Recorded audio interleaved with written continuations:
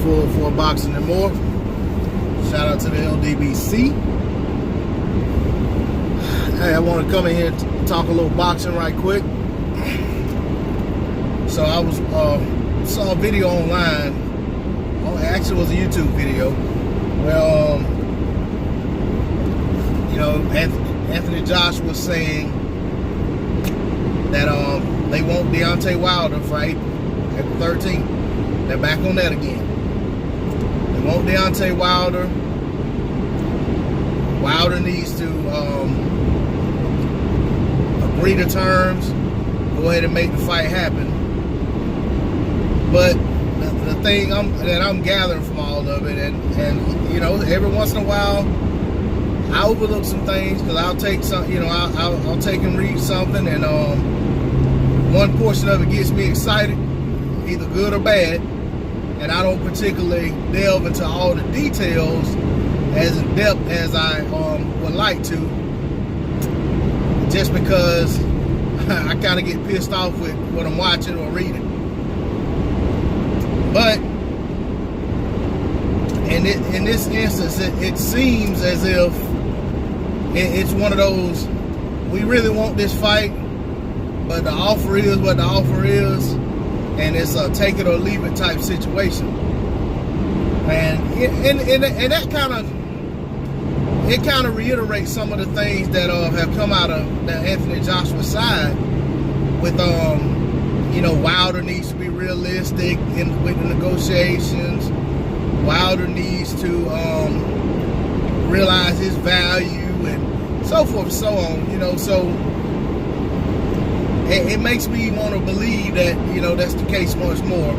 It's a, hey, we are the prize. We're offering you an opportunity to take part, and this is what it is. If you want to do so, sign here. And that, you know, that they've tried that with Wilder before, and Wilder caved pretty much and accepted that $15 million flat fee after they came up from 12.5 and went to 15.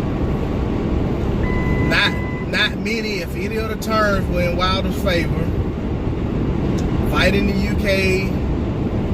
Fight was supposed to be, I think it was August, September time frame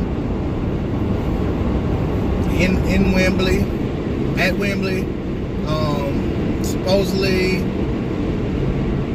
I want to say there was no back end money whatsoever, no flat fee, no back end money. UK fight, venue of Eddie's and Joshua's choosing, and you know, Wilder pretty much had to take it, or there was not going to be a fight. They were going to have to move on and fight Povetkin. So Wilder said, okay, I'll agree. But then the contract came over. Y'all know the story. The date and venue weren't specified on the contract. And then all of a sudden, you know, once Wilder agreed in principle, saying that he'd do it, just get the contract straight, they were supposed to be working all that out and sending it back over to him. But in the interim, which of course it ended up not being sent over when it was supposed to start with, but in the interim, WBA miraculously says, hey, we know y'all are about 99% done with this Wilder fight, but we want y'all to go ahead and fight Povetkin, and we need a deal in place in 24 hours, or AJ is going to be stripped, or AJ could be stripped, or whatever. So Eddie Hearn didn't bother to go back to the WBA and say, hey, we're very close to getting this fight done. We need an exception or extension or whatever. We need to go ahead and get this fight made. It's the biggest fight that's been made in boxing. You're going to get a much bigger sanctioning fee off of this bout than you would a Povetkin bout. Can you give us an extension? Let's make this fight happen. None of that took place, as far as I know, as far as anything that's been publicized. It was yeah, we have to do this or he's going to get stripped. So Wilder, we can fight you in April. For that same $15 million that you were agreeing to fight us in a few months, now we need you to agree to that and fight us in about 10 months in April.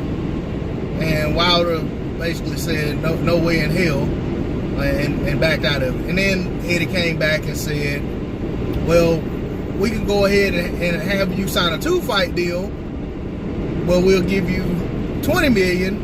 If I'm not mistaken, I think it was $20 million. We're gonna give you $5 million to fight a takeover fight, is what the term he used, was to fight basically a walkover fight, and then you'll get the $15 million to fight AJ in April. So, what do you think about it, bud?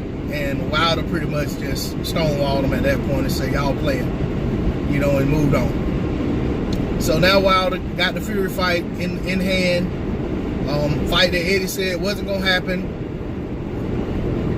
Then Eddie said, well, they must be giving Tyson Fury $20 million. And then he said he'd be surprised if they make it to the ring because he could see somebody pulling out, whatever. Well, we're pretty close now.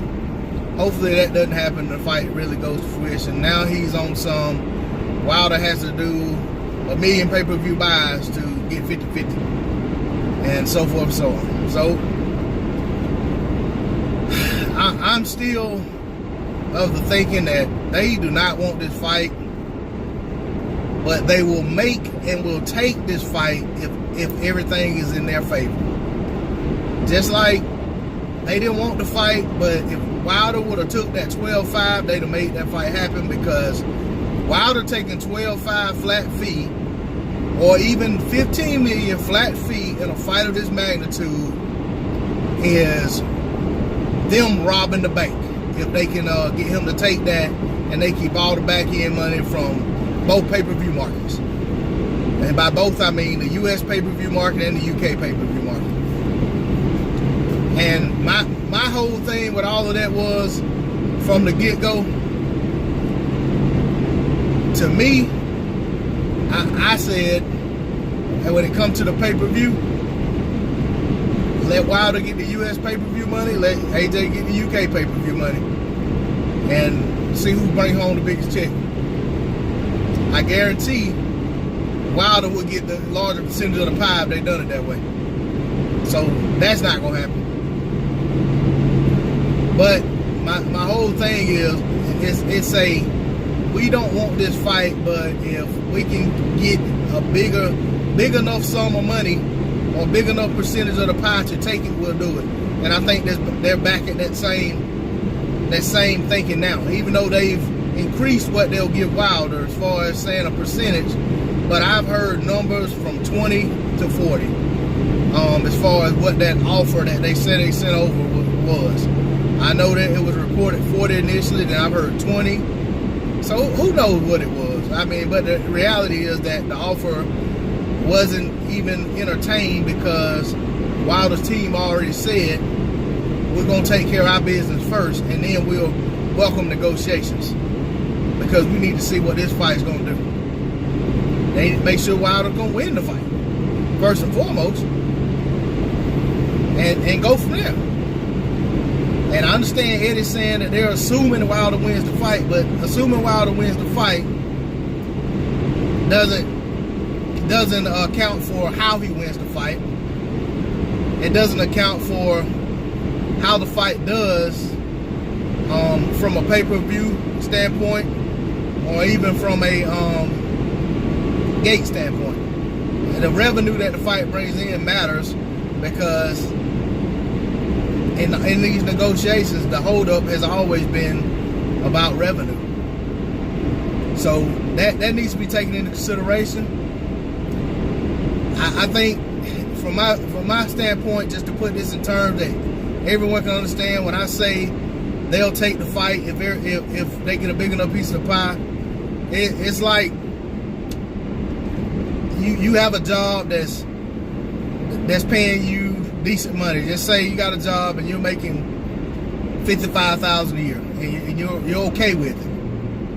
Well, you got a friend that works another job, and you're not exactly happy at your job. You're just happy with your wage. Well, your friend has a job and he brags about how great the pay is.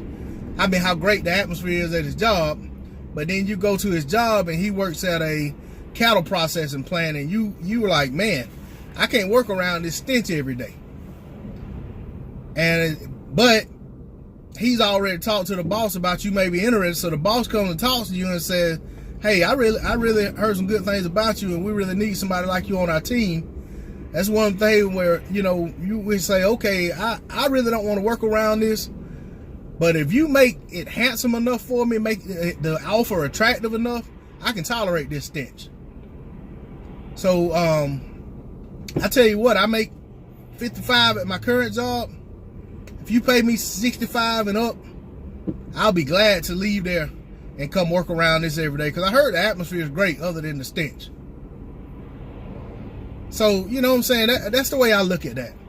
It's like, you don't really want to do it, but if enough things are in your favor, you'll take it. And I think that's where that whole give me $50 million talk came from. Well, AJ was like, we don't really want this fight, but if you say it'll do $100 million, give me $50 million up front and we'll take it. Because we don't believe it's going to do that kind of money. But if I can make that kind of money, I'll fight you. Because win, lose, or draw, I already won at the negotiating table with my purse.